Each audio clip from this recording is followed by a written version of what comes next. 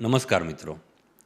ઘણા બધા પ્રશ્નો મને આવે છે કે ફેસબુક એડ, ઇન્સ્ટાગ્રામ એડ અને ગૂગલ એડ આનું કામ શું અને આપણને કઈ રીતે બેનિફિટ આપે છે. તો હું આજે તમને ડિટેલમાં સમજાવું કે જ્યારે મેટા એટલે કે ફેસબુક અને ઇન્સ્ટાગ્રામ, મેટા એડ જ્યારે આપણે વાત કરીએ છીએ તો બેઝિકલી મેટા અને ગૂગલ આ બંનેમાં ફરક શું છે.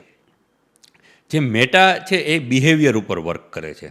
હવે તમે એવું વિચારો કે તમે ફેસબુકમાં કે ઇન્સ્ટાગ્રામમાં ડેઇલી જે પ્રકારનો કન્ટેન્ટ જોવો છો અથવા તો જે હેશટેગને તમે ફોલો કરો છો અથવા તો જે બ્રાન્ડને તમે ફોલો કરો છો અથવા તો જેમાં કન્ટેન્ટમાં તમારું એન્ગેજમેન્ટ વધારે હોય છે, તો એ અલગ અલગ બકેટમાં આપણી આઈડી પડેલી હોય છે.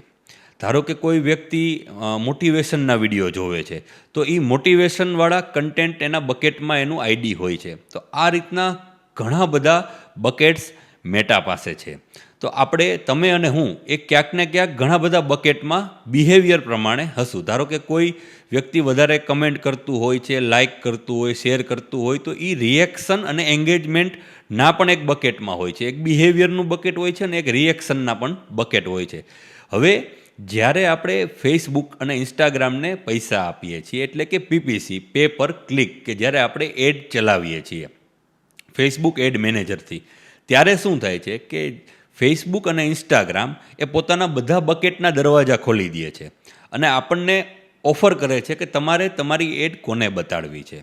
તો એમાં જનરલી આપણે એજ વેરીફાઈ કરી લેતા હોય કે આ એજ છે, આ રિજિયન છે. પછી બિહેવિયર સૌથી મહત્ત્વનો પાસો છે.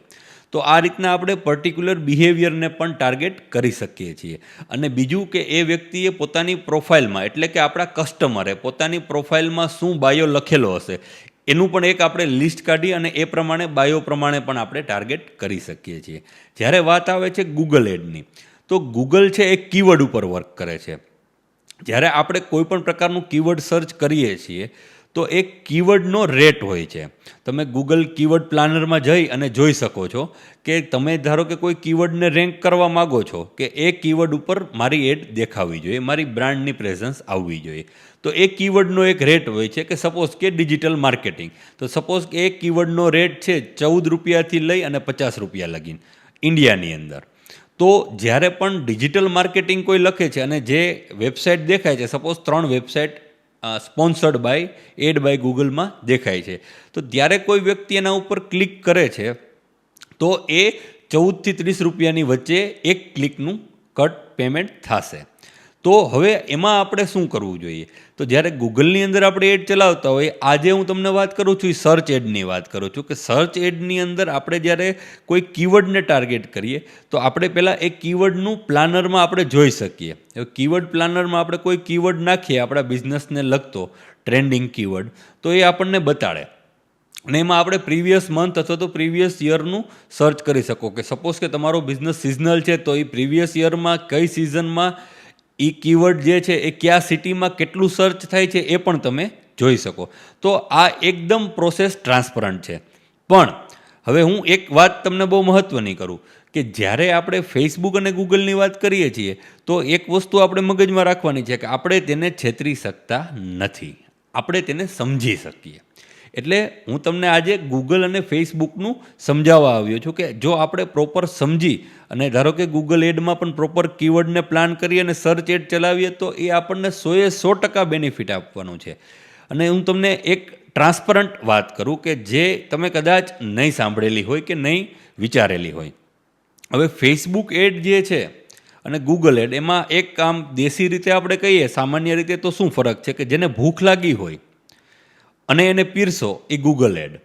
કારણ કે લોકો સર્ચ કરે છે કે ભાઈ એડમિશન ઇન BCA, એ પોતાને એડમિશન લેવું છે અને એ સર્ચ કરે છે. ત્યારે કોઈ યુનિવર્સિટીની વેબસાઇટ આવે છે તો એમાં ઇન્ક્વાયરી કરવાનો છે.